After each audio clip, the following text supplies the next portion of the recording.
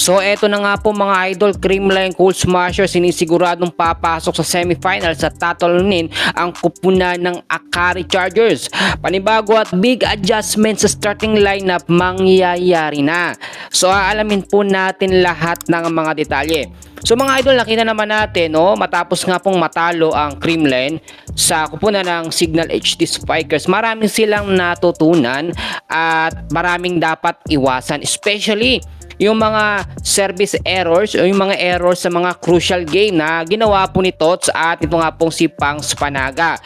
Tulad na aking sinabi, may chance pa ang CCS na makapasok sa semifinals. Sa naging laban po ng Akari at ng Chocomucho Flying Titans, tinalo ng Akari ang Chocomucho.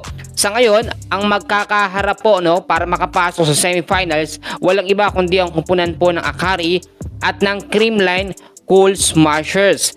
Ang panibagong sistemang gagawin po at gagamitin ng Creamline Cool Smashers, more on magpo-focus po sila ngayon sa kanilang depensa. Recent game nakita natin na ang Creamline ay masyado pong mahina ang depensa. Lahat po ng mga spikes or palo po ng signal ay hindi po nila nasasalo ng basta-basta mga kaibigan. Kaya naman po sa pagkakataong ito, sinisigurado ng Creamline na tatalunin po nila ang Akari Chargers sa kanilang panibagong sistema.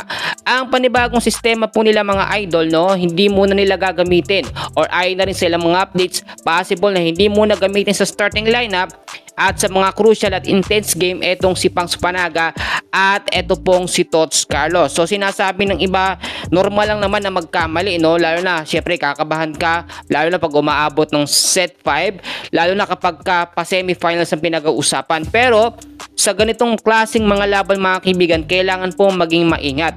Hindi masyadong naging maingat si Tots, kaya nakita natin doon yung dahilan kaya natalo po ang Creamline Cool Smashers. Sa susunod na laban ng CCS, marami pong nag-aabang mga idol, gaganapin po ito sa Phil Oil Arena at ito po ay sa April 7, 2026. So ito yung sinasabi natin na match up for semifinals na dapat po nating abangan. Hindi lamang mga kaibigan na pwedeng baliwalain ang Akari Chargers dahil ang Akari Chargers po sa ngayon ay lumakas na rin, at meron rin silang panibago at iba't ibang sistema. Kung napansin nyo mga kaibigan, tinalo nga po ng Akari ang Chocomucho, hindi imposibleng talunin din ng Akari etong Creamline Cool Smashers, which is nangyari naman na yun before na tinalo ng Akari ang Creamline. Pero dati po kasi iba yung sistema at line na po ng CCS, wala si Gia Morado de Guzman. Sa pagkakataong ito, all set na at balik na sa starting original lineup po ang Creamline Cool Smashers. Pero mga kaibigan, para sa inyo, dapat bang hindi gamitin si Tots at si Pangs Panaga para hindi po maulit yung nangyari sa laban kontra sa Signal HD Spikers, Pa-comment naman po ng inyong suggestion at inyong pahayag, para malaman po natin kung anong saloobin nyo. Yan po muna ang update natin sa ngayon. Maraming